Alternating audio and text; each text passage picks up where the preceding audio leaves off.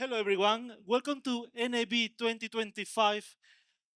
Today, we have an amazing panel, the first happening in the show. So, thank you very much, guys, for joining us.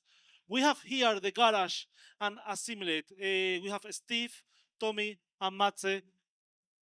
I am actually quite excited about this panel because they have been working in some of the best productions for very high refresh rates in LED.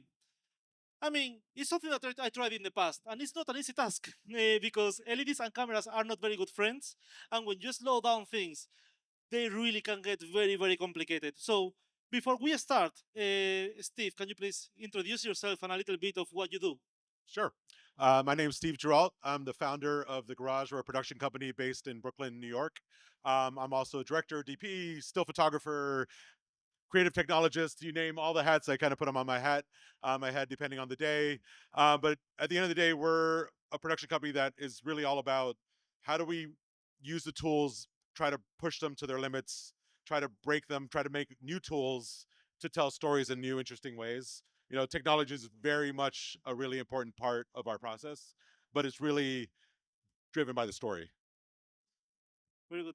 And I'm Tommy Mokas. I'm also at the garage, and I do all of the technology things. I also wear all of the hats that Steve doesn't want to wear or doesn't, can't, or whatever. I do all of those. Primarily, I'm working in with the virtual production and trying to push that as far as humanly possible, and even further than that. I'm also a network engineer, an audio engineer, musician, programmer. All those other hats. That's amazing. That's amazing. Matze.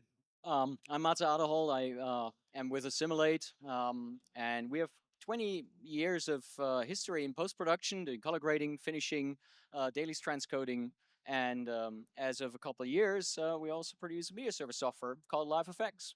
And what do I do there? Somewhere in between tech support and product management, I would guess. Translating from customers to development, mainly. He's good at it too. Very Thank you. helpful. I mean, and this is amazing, right? Because for us, it's very interesting to see how these workflows and the whole involvement in how these projects are going to be working. So, just to start, you guys in the garage, you are doing a lot of advertisement that is very high, very top on the industry with some very, very big brands. And I guess that this requires quite a few, considerations when you're trying to shoot. So if you are recording usually, how much is it? 120, 240 FPS? What are the technical considerations that you take to do 240 or to choose 120? How do you actually guys decide how fast do you want to shoot that? So this is the beginning of this love story right here. Um, so when we started in virtual production about 2 years ago, and I wasn't interested in it until I knew we could do it at 240 frames a second. Because so much of the work we do is for PepsiCo, for Starbucks, for Dunkin' Donuts, for it's all liquids, and liquids at normal speed are just not that exciting, right? So, and 240 is really kind of the threshold where it starts getting really interesting. Like sometimes we could actually lock the wall off and go above 240, not playing video in the background, but actually as a kind of a still frame and beyond, as we've been playing with some new panels actually that have coming out. But what we also learned along the way was how else do we use those frames when we don't need 240 frames a second? So now using Ghost Frame and Phantom Track and frame remapping, now we could do two 120 frame timelines with two different backgrounds, or we could do, four, 48 frame timelines or whatever it is. So it really just opens up a possibilities in whole new ways that we didn't imagine when I was just like, Tommy, make it go 240, go. When he came to me, he's like, "Do you think we can do this?" And I was like, "Well, yes, on paper we can do it. Absolutely. It should be able to be done." And slowly but surely, we've figured out, like he was saying, between okay, so now we can get 240. What about two 120s? When the red came out, we were able to do that, and then like let's use more math and figure out how much more we can squeeze out of it, and then how many different lighting things can we do, and then I've been wrangling all of the technology to synchronize all of those things, and then writing on his Discord daily on just asking, hey, can it do this now? And usually he's like, not yet, but yes, soon. Yeah, it's for us it's very exciting to get feature requests like this because it's exciting for us as well. We look at it and yeah, that would be pretty cool to do. Let's see if we can make this work. And this is actually the next question: is what is the role of Life FX in making this happen? Because obviously, I mean, the software will have to be able to handle this, and in combination with the hardware and the limitations behind that. And the Brompton processor too. Yeah, Yes, let's not forget that. we will get in there. Yeah, so we are luckily 100% relying on user feedback. So, and especially in virtual production, no workflow is like the next one, right? It's pretty much a wild, wild west. You can attest to that. Yes. So, our customers come to us and say, "Well, you know what? We want to do this. Is it possible?" Just what we went over. And LiveFX is the media server, so it plays back the content and brings it to the LED wall. And yeah, we have to somehow figure out how to make it possible so that Tommy can do his job. Yeah. That's amazing. Do you guys have an example of a especially challenge project? Every Not one all of them. All of them. Yeah, exactly. Just one? How damaging do you want it to feel? Um, no, yeah, to Tommy's, yes, every single one of them. I mean, not not that they're all challenging in the high frame rate way, but they're definitely different in that every time we do a new job, we're always trying to bend it a little bit and like, oh wait, for this one we want to do this like 360 going around a person, but the person's not going to move, but the wall's going to move, and like the light's going to move with it, and so it's like, how do you use things like live effects to kind of not just control the LED wall, but also control the lighting, and when they all talk to each other, it really makes our life a lot easier because you're not trying to use three different systems to do what you're trying to do. But at the end of the day, it's like I'm getting client requests, right? Like I'm a storyteller, right? And time, budget, and creative are always on the table, on the chopping block, and I'm always trying to get as much of all of those in there with keeping some of the money left over if possible at the end of it, right? So I think all of these tools really help us kind of work in it in a new way where we're not going on location, and we could go to three locations in the same day. And oh wait, you can't do virtual production because you're doing high frame rates. Oh no, we can do that. So just all these tools really help us kind of check more boxes. Yeah, I mean, and one of the things that obviously the tools are going to be very important, choosing the right tools for the application. And you guys work a lot with MRMC, with the Bolt robot for cameras. How is the experience of integrating this in combination with Life FX, in combination with an LED in the background? How does that work generally? Because Well, it allows you to do certain things, when it right? works, and that's It that. always eventually works. Yeah, exactly. We get it there.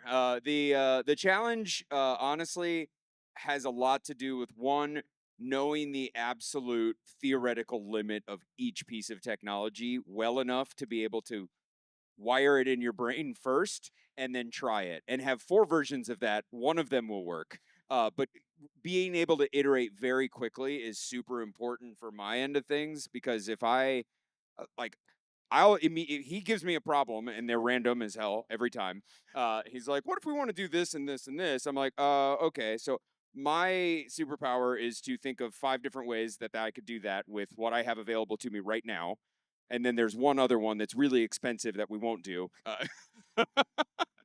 But then with what we've got, figure out the path of least resistance to get to the point of, okay, we can do this. We can do this well. We can do this in a production, and we can do this with a certain amount of confidence, right? Because all of this stuff is a high wire act, and it's a high wire act that gets really expensive if you fall off. Right? And So no, to add to that, I think that's a really big important why we have this in house, right? Like how many production companies have their own LED wall, volume, full-time staff to deal with it? Like, and because when you just go into a rental space, it's such a hard thing to jump into anything. Like they're just scared to do regular virtual production, never mind anything that's outside the box, right? So yeah. that's kind of what makes us who we are. Really, is that we have it there. Tommy could play around with it for a few days. Then we could say yes to the client. and then we could fine tune it till we get there. And sometimes as Mazze, like, hey, can you Yeah. make a new thing to make our thing do the thing we need it to do? Well, because like what ends up happening is that sometimes I'll have to jump through a hoop because that thing doesn't exist yet. Okay, like I've got data coming from over here. I need it to convert to this program. There's no way for them to talk yet. So I either have to create that way or convert that way or find another way. That's basically every part of everything I do at all times. So there's always a, well, what can we do right now? Nothing. Okay, so which way can we get there? And then which one sucks the worst? Which one sucks the least? And then somewhere in the middle there is probably what we'll do. And knowing that, I have like going to somewhere else or like, even swapping one piece of gear can be a showstopper. Anything can break this. This whole thing has to happen within milliseconds, 60, 100, 200 times a second.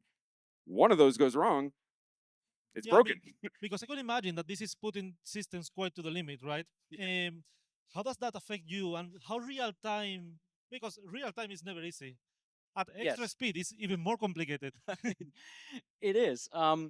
It, the nice thing about us having 20 years of history in post and having very demanding clients breathing down our customers' necks, wanting to see stuff now, that puts us in a great spot to do real time and high frame rate, slow motion things. But I want to add to this, it can actually also be the other way around. Like, there are numerous times where Tommy outlines a workflow to us where, he's done certain things, and we're like, you made that work? Our software did that? Yes. You know? That's my favorite. Yeah, because what ends up happening is that like, well, I could make this do this. It's not for this, but let's try it. And then knowing that their software is reliable enough to be able to count on it because it does what it says, not what it's supposed to do. It does what it actually says. And that way I know I can count on that. And that also allows me to push things harder because I can eliminate that from the possibilities vortex of what's wrong until it's right. Okay, that's awesome. I mean, it sounds like there is a lot of innovation and changes happening. With all these possibilities, do you guys see new demands happening for different markets? Obviously, advertisement, we all have seen these amazing changes, as you said, liquids going ultra slow motion and things like this. But there will be new demands for this type of technology and this type of project. Yeah, I mean, I think to me, if I look 5, 10 years into the future, I think actually the home of virtual production is going to be in every single brand's in-house studio, every single corporate studio, every single production company, like you name it. I think because to me it makes way more sense than in episodic or in a feature film, because they're firing this thing up and then they're going to tear the thing apart, and like they're making those assets just for this one time around the block, right? Where we can make assets and like, oh, we have a beach now. Now we can use that beach, 10 million more times, but we change the time of day, you change the sand texture, you change the light, and it's a totally new beach now. So like if you really kind of invest in the virtual production workflow, which I think eventually people are going to kind of come around to that, I think it truly changes the efficiency to these brands and they're not just bringing up only the back wall, right? But if you have a ceiling and image-based lighting powered by live effects and stuff like that, you could bring up the whole lighting just in like 2 clicks, and that's does a lot. Yeah, but I mean, a beach that is realistic, real time at 60 FPS is one thing. At 240 is a very different thing, right? Yes. So so going back to your mentioning of Mark Roberts motion control, so a lot of the reason why we do the robots, right, in motion control is we don't have to necessarily live render at the real frame rate. So we could actually pre-program the move. We know what we're going to do. We use live effects and some other fancy tools that Tommy's made up and basically render those frames out. And then we just play them back at 240 frames per second super fast. So now you can also render at a higher quality and you're not worrying about like, oh, let's really get rid of all the details so that Unreal will run and not complain to us. But just do the impossible, which is render at 240 frames real time. Just we're not there, nowhere near there. Not yet, but I have a feeling it's coming. Yeah, no, because that actually could be brings me to the next question, right?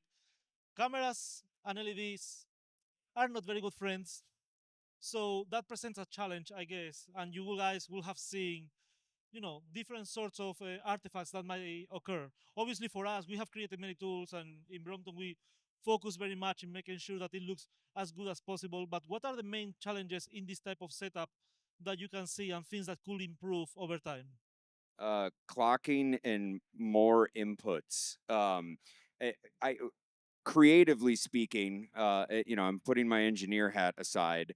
Um, I come up with lots of things that I would like to be able to do. One for just workflow and production and creative, right? Because our synergy as a studio that has all of these things and plays with them all the time is that we can move very quickly. Uh, he can come up with an idea. We can dial something in like 15 minutes, and we can be playing with something and get something really close to production value, pretty close to immediately.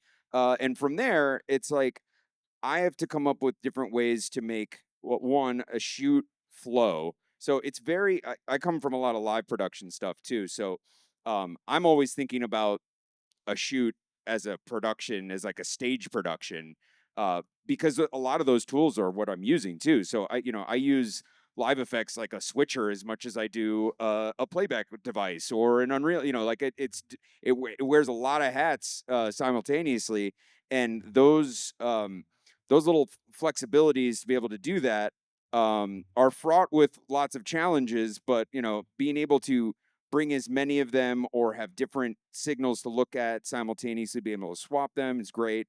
And then what format are those in? Like I am longing for the day when everything is just IP and I don't have to think about that anymore. I can just 2110. convert in the worlds I need to put them in and send them as many places as I have bandwidth.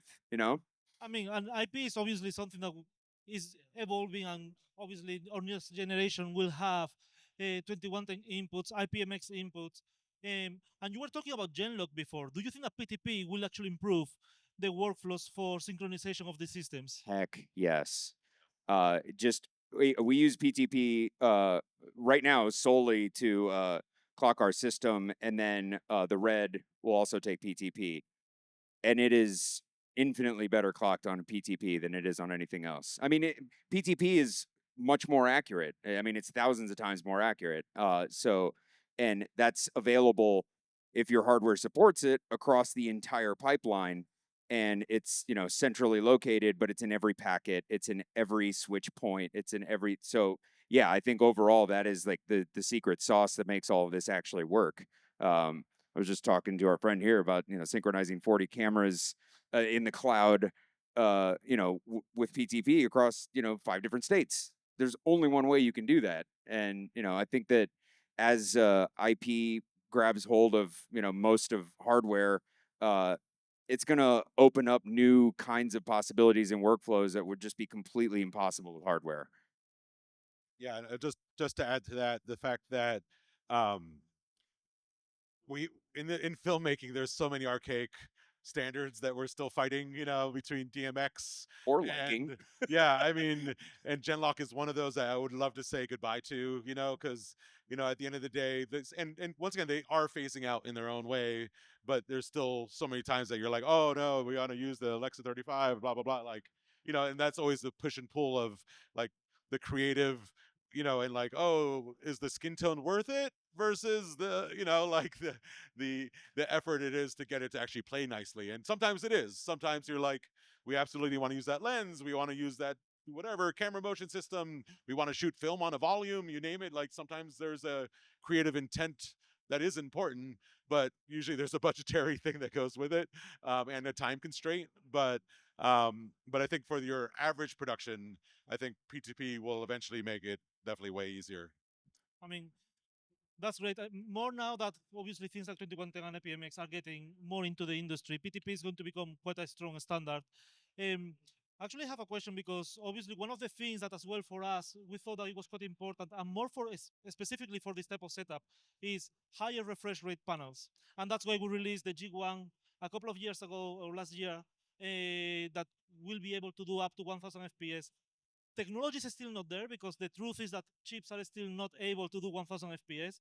But do we think that is going to, once they start appearing and when we start getting these panels with really high refresh rates, will we be seeing a new standard of creativity?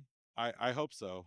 But I mean, I think at the I end of think the we're day, gonna make sure. the challenge is though, and this is what we learned just going down the 240 frame pipeline was, okay, great, the processor could do it, okay, the panel could do it, but can the video card do it? Can the Genlock? Can the P2P? Like it's really about all the pieces, or else, like as you said, you made the card, but there's no LED panel that the card could do that with, right? So it's like I know 100 gig Ethernet could do it. Like there's I know the Phantom camera could do it. So there's a lot of pieces that are there, but then is that 100 hertz, 1,000 hertz panel going to be bright enough to shoot 1,000 frames a second too? But I think panel refresh rate is definitely interesting on its own because I mean at the end of the day I'm a realist too in the fact that if I'm shooting 1,000 frames a second there's not going to be a lot of parallax. I can't move that fast, right? When I'm playing back at that speed, right? So just putting a still image on the wall for the 1,000 FPS thing is great. I don't need to necessarily play video for that. Yes, there might be some shot that would be amazing to do that, but at the end of the day, just having a 15,000 hertz panel or something like that is pretty amazing because we've done some tests on panels that could do like 1,500 frames a second with just a still frame. Yeah. I mean, and it is amazing how technology is actually changing. And now 15,000 hertz frame panel is kind of, normal, right? Yeah, well, and I think that what is exciting about it is that every time something new like that comes out, where it's like, oh, what are you going to do with that? I'm like, well, I can think of a bunch of things I would want to do with it, and I get to work and I start doing those things. And slowly but surely, the really harebrained experimental thing suddenly becomes a regular part of our workflow. And that's how we kind of, continue to expand all that stuff. And as, 100 gig, fiber is starting to be pretty common at this point. And so are, the FPGA chips that drive all that bandwidth. And as soon as that becomes fairly, inexpensive and commonplace, like, yeah, I mean, I can think of all kinds of things to do with it. I could shoot 4 240 cameras on a wall at 1,000, like that. Sure, like I'd love to do that. So, a question for Matza here. Do you think these very high speed workflows are going to become a bit more standardized? Is more people going to be using them, or it is still going to be something very niche? If only I knew. I, I'm not sure. I mean, with high frame rate shoots, there comes a lot more to it. Like you have to plan the shoot. You have to plan exactly how you're gonna splash the fluids and stuff like that. There's much more creative experience as to how to achieve the result than just the technology. That being said, same as Tommy, we as software developers are see us most of the time limited by the hardware we're surrounded with. I mean, LiveFX can be configured to play back 65K by 65K footage. There's just no hardware that can do it. We can play back 1,000 FPS, no problem. And we actually didn't you test something via NDI on that frame rate? Yeah, you did. Sure did. And that actually was a feature request at the time. The numeric box to dial in the frame rate for NDI output went to 60 FPS, I believe. Yeah, it stopped at 60. Yes. Something like this. And luckily, this was an easy change for us. So we cranked it up to 1,000. But yeah, as software developers, we're in certain aspects, we're ahead of the hardware and limited by the hardware and waiting for that to open up. And not only open up, but also open up at a reasonable budget, obviously. I mean, luckily, GPUs are growing quite fast, right? Maybe not fast enough for some people, but still. Yes, exactly. Need more power. So, you guys, there is actually I have a few conversations of people that would love to try some very high refresh rate shootings. Some key lessons or tricks that you would recommend these people before they start. Don't cheap out on your clock. Number one. Number one. And then also know why you want to do it, right? Like I think more than anything, I see people with Phantom cameras all the time, just like, oh, what frame rate do you want this shot to be? Oh, 1,000. Everything's 1,000. Why? I don't know, because I could do 1,000. Like I think some people just A Phantom can do 1,000. yeah, exactly. But like they're just like but like, wait, you're shooting a 6 second spot and you're trying to move from here to it's just like I think it's understanding why you want to do it because it's a painful process in some ways. So it's like make sure you know what you want to get into a little bit. Yeah, and then I would say know your standards. Like really, really, really know them. Read white papers. Read what people are trying to do, even if it's 10 years away.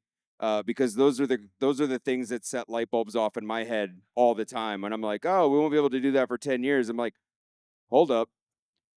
I could use this thing that exists right now. It's essentially built on the same standard. Maybe it's not there yet, but it's at least a point of reference. And I'm always doing that, finding different ways to get to somewhere I want to be based on what's there, which is why I love broadcast gear so much, because as old and reliable as some of these standards are and how annoying they are to deal with, they are a way of getting things that shouldn't be able to do things because you at least have one point of reference that you can always rely on. You know it will do exactly that every time. So at least you can work your way backwards. And whether, it's about 30% math and 70% ingenuity, but like you have to, find your way there with some kind of guideline to be able to get there, because you otherwise, especially at these kinds of frame rates and these sorts of things, any deviance from the actual signal itself is going to screw it up. So you have to have something that is based on a standard, which is why I'm so excited about PTP, because, if I can just arbitrarily clock something at 384.7 frames per second, I will do that. But right now that's not a thing. So we got there based on what we can do it with. Hello. Because we're free men. Yes, damn right. Physics can't hold us down. Yeah. So actually, one question for each of you to reply. One thing you wish studios knew before they started to shoot high speed or just normal shootings in front of an LED. You have to repeat that. One thing that you wish studios knew or did before they started to do a shooting in front of an LED. Prep. Simple as that. Prep. I'm, it sounds silly, but a lot of we're getting a lot of stress calls where that has just been skipped, and yeah. I'm sorry, that was a short answer. Yeah, no, absolutely. Is there anything specifically that you have seen that people is missing? Is it synchronization? Is it testing panels with camera? Testing panels with camera. No, not on my end, but hardware limitations mainly. Because as Tommy said, in theory, a lot of things work, and then you put them to practice, and you figure out, oh yes, there's certain other bottlenecks that get in the way, or the spec says this, but it actually had an asterisk to it, and the devil wasn't a fine print. Stuff like that. That's where you trip over. There's a difference between Live Effects, Live Effects Studio when you download it the day before your shoot. Stuff like that. Exactly. For instance. What do you think, Tommy? I wish I could just download like databases of information and just have them at the ready. I think most of where I spend a lot of time that to get to the next place is just really reading the fine print under those asterisks and going, okay, what does that actually mean? And then I actually have to try to test it. So, I don't know that there's a thing that I would have liked to have known before, but there's a lot of information that I'd like to have had that I had to acquire on my own by just doing a ton of testing. So, I mean, I guess if anything, I would just say, like, give me 2 years of my life back, I'm sorry. It's okay.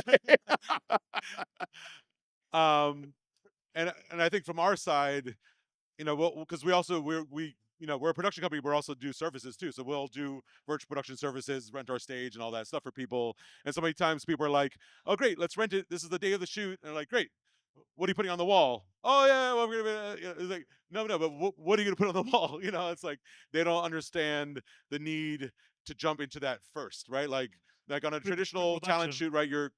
You're gonna do casting first, right?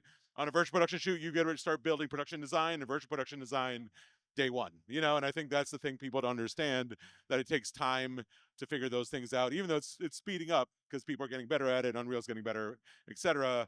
But I think the importance of building your world, knowing the requirements from the wall and the software you're going to use to run it, and then also know that the person that's going to run the wall has tested it. So just to wrap up, one myth, I guess that you guys have a lot of clients that they come with a lot of ideas and probably misconceptions of how this works. So one myth in high refresh rate shootings that you guys would like to bust.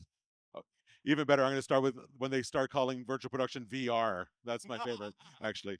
But the myth that they don't understand that it's a limit. Honestly, like they'll be like, I've seen treatments from directors that want to just rent our stage that they're like, oh, well, do this shot like a golf ball being hit on like, it's like, no, that's like 2,000 frames a second. Like that just like no connection. But I think the myth being that it's not that hard, and why doesn't it work, and things like that. But I think as people get into it, it's just like when people start getting into motion control, and we learned a lot of lessons early on in that, right? I think as you get into it, you really, and the industry now understands motion control 25 years later, right? We're less than 5 years into virtual production as it is with ICVFX, right? So it's just going to take time, for them to learn those. Yeah, it's not that difficult. I thought that was going to be the number one. Yeah. So I would like to debunk that it can look as good as a regular shot and be as good as post or better. I think that if I've learned anything in many hours of doing tests and really digging into pushing the limit of it, when it looks great, it's incredible, and it is very magical. And I did a lot of post and VFX as well, and one of the reasons I've centered around doing real time is that I hate rendering. I hate it. I really hate rendering. It just takes so long to find an answer to your creative question, and I hate that. So I was just like, I'm just going to build it faster. And in that time, being able to iterate and say, okay, cool, that looks really great on camera, not like in my head, on camera right now, it looks fantastic. I think that that's the biggest myth, because there's a lot of bad virtual production out there. and that's why people think that it's easy. One myth: don't look at the wall. I'm sorry. I'm Yes, sorry, yes, but no, absolutely. don't look at the wall. camera. Exactly. Look Yes. through the camera. What the wall is showing is not meant to be pleasant for your eyes. It's meant to be pleasant for the camera. Or your head. Thank you very much, And guys. Steve, Tommy, Mazze, thank you very much for being Pleasure. here. Thanks for having us. Eh, Thanks, guys. Thanks for hanging out.